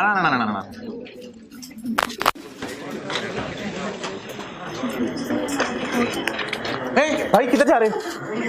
अच्छा आए हैं, बैठे बैठे कुछ नहीं होता है, बैठे। अच्छा मोहतरम, हम ये बात कर रहे थे कि बैलेंस शीट में क्या जाएगा, हजरात आप खुद बता दें यार। ओहो पीपी छोड़े, मुझे पता है आप पीपी ले जाएंगे, बड़ा कमाल करेंगे आप प्रॉपर्टी प्लान के बैलेंस शीट में शो करके। मुझे बताएं बैलेंस शीट में क्या जाते हैं, कैरी डाउन जाते हैं, ये 1800 चला जाएगा और ये 0 चला जाएगा। करंट नॉन करंट की बात कल करूंगा, 1800 और 0 नोट। ये छोटी सी बैलेंस शीट ही कहते हैं, आप इसे क्या कहते हैं, बैलेंस शीट ही बना दें, एक्सट्रैक्ट्स कहते हैं। यार ये एक तस्वीर हो जाए यार, मेरे बगैर एक तस्वीर हो जाए, P&L भी आ रहा है सुभान अल्लाह, नोट्स भी आ रहे हैं और बैलेंस शीट भी आ रही है, बस 1-2 वर्किंग जुड़ी हुई है इस वक्त, एक तस्वीर हो जाए यार।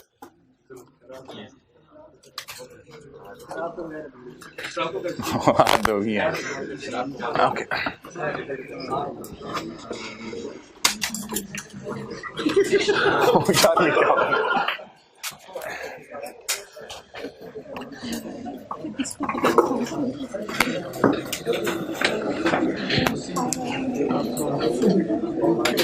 ये ना इसकी डिमांड्स बढ़ती जा रही हैं, ये कह रहे हैं कि पैकेजेस के फाइनेंशियल स्टेटमेंट में भी नोट दिखा दो। इसे कहें खुदा के लिए यार बस कर दे, कहते हैं ये जो नोट नंबर 43 है ना, ये जरा दिखा दो। ये लोग भी ऐसे ही बनाते हैं जैसे हमने क्लास में बनाया है, घर जाके देख लेंगे।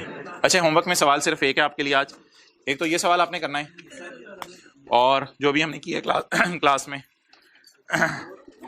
और IFRS 16 में आपने आना है और प्रैक्टिस का क्वेश्चन 37, प्रैक्टिस का क्वेश्चन 37 जी मैं बता रहा हूँ।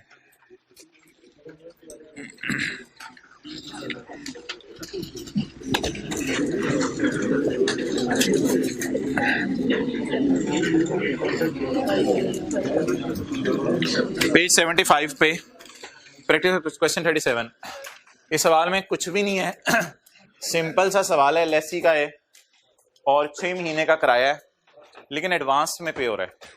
मुझे डर है कि आप लोगों को एडवांस के सवाल भूले होंगे, ये सवाल जरूर करना है।